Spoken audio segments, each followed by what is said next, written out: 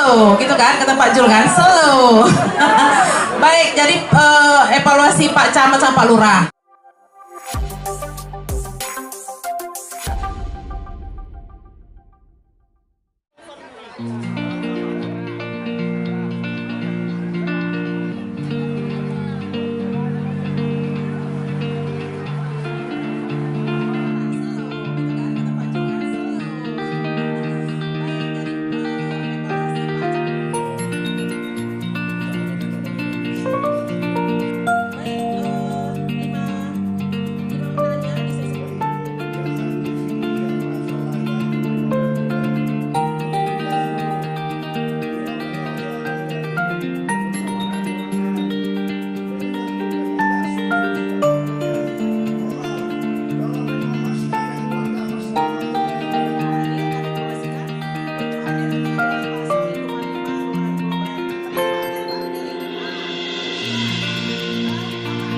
Satu lagi.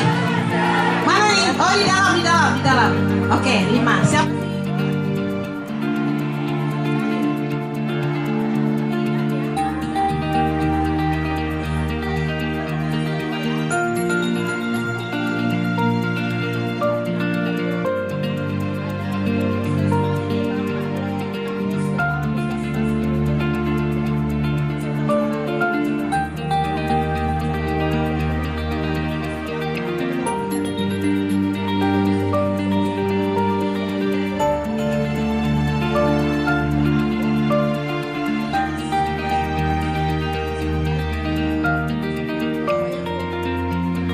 Jadi di lingkungan kami itu banyak kali pohon-pohon Bu.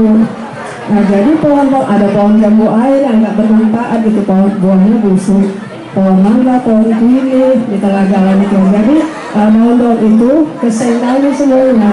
Jadi seng kami itu pada bocor loh Pak. Nah jadi saya minta tolong, itu yang pertama minta tolong kira-kira ada nggak fasilitas yang bisa dipakai untuk menebang pohon.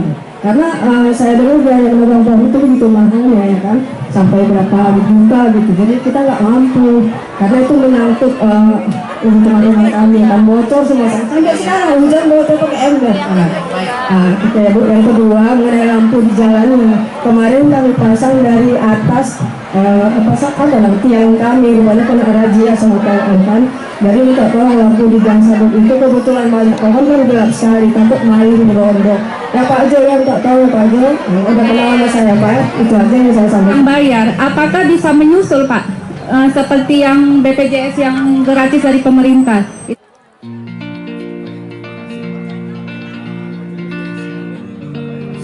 Ada di bawah Sri di lantai 2 itu BPJS tidak ada pengusulan baru dari pemerintah karena ada programnya UHC atau JKMB, Jaminan Kesehatan Medan Berkah, yang diresmikan oleh Pak Wali Kota Medan, Bapak Bobi.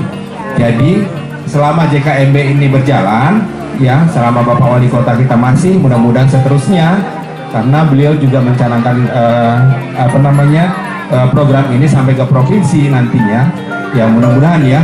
Jadi Bapak Ibu yang tidak punya BPJS dengan KTP Medan, syaratnya KTP Medan saja sudah terdaftar online, itu bisa mendapatkan layanan BPJS. Kalau ia tidak punya BPJS tapi punya KTP, bisa berobat di puskesmas, ya hanya KTP doang. Seandainya Bapak Ibu di puskesmas ternyata harus dirujuk ke rumah sakit, barulah BPJS-nya diaktifkan. Begitu juga dengan yang tunggakan.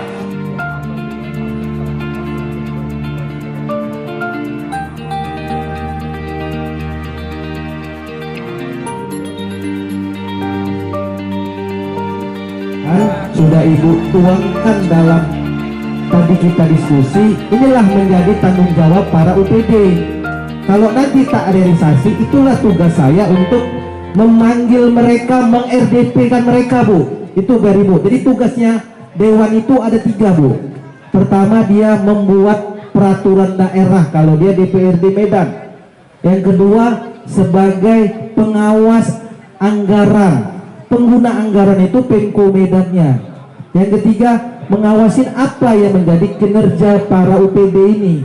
Jika mereka nanti memang tidak membantu para ibu, kami punya hak memanggil mereka mempertanggungjawabkan apa yang sudah mereka buat terhadap rakyatnya, apa yang sudah mereka buat program pemerintah yang tidak dijalani mereka. Ini mereka yang punya tanggung jawab untuk bagaimana program pemerintah, apalagi di masanya Presiden terpilih Prabowo, itu suatu program yang cukup sangat baik, membantu masyarakat. Dia tidak mau lagi melihat kemiskinan di Indonesia. Jadi kalau mereka tidak menyampaikan apa yang menjadi program pemerintah, tidak merealisasikan, kami selaku wakil rakyatnya ibu memanggil mereka nanti meminta pertanggungjawaban. Kenapa program ini tidak Bapak laksanakan, sementara masyarakat berkeluh kesah, masyarakat ingin merasakan apa yang menjadi programnya pemerintah pusat itu. Ini Bu, tujuannya kita.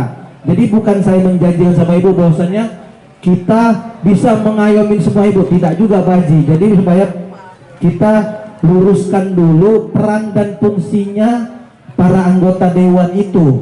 Jadi kalau nanti ibu sudah menyampaikan tadi masalah BPJS, masalah lampu, kalau tidak terrealisasi ibu sampaikan ke kita. Haknya kita memanggil mereka, memanggil para UPD gitu ya Pak ya. Itu tugasnya kita Pak bersama. Jadi kita ini sama mereka mitra kerja. BPJS Kesehatan dari Puskesmas, Pak Camatnya, dari Dinsosnya, dari tenaga kerja, dari Dishub. Supaya apa? Mereka mengetahui keluh kesah masyarakat. Karena apa? Program pemerintah pusat itu sangat baik Bu. Ingin mensejahterakan masyarakat. Kadang di pihak mitranya kita ini belum terrealisasi. Ini mungkin Bu kita luruskan Pak Haji ya. Jadi jangan salah paham, bukan kita yang menjalankan itu, mereka yang menjalankan, tapi kita fungsinya sebagai pengawasan. Kalau nanti Bapak dan Ibu tidak terrealisasi hari ini, sampaikan sama saya, nanti saya panggil hasil resesnya begini. Kenapa Bapak selaku orang yang dikasih kepercayaan tidak menjalankan keluh kesahnya masyarakat?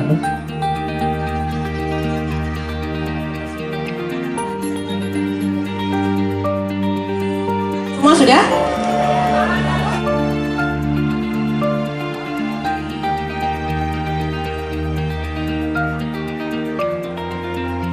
Proses pertama ini, di sidang pertama saya selaku Wakil Ketua DPRD Medan terpilih ingin mendengarkan aspirasi yang disampaikan oleh masyarakat mengenai bansos. Itu nanti kita akan menindaklanjutin apa menjadi keluhan masyarakat kepada pihak UPD terkait, karena ini adalah kewajiban dari UPD untuk bisa mensosialisasikan dan mendistribusikan bantuan yang sudah ditetapkan oleh pemerintah. Apalagi programnya Pak Prabowo kan ingin mensejahterakan masyarakat.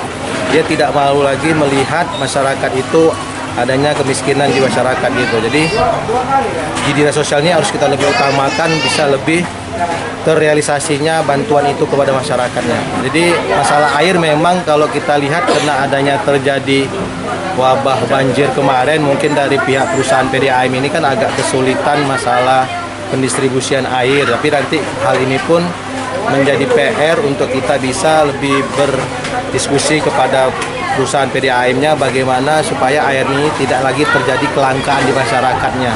Mungkin karena terjadi wabah banjir kemarin, mereka agak kesulitan untuk pendistribusiannya.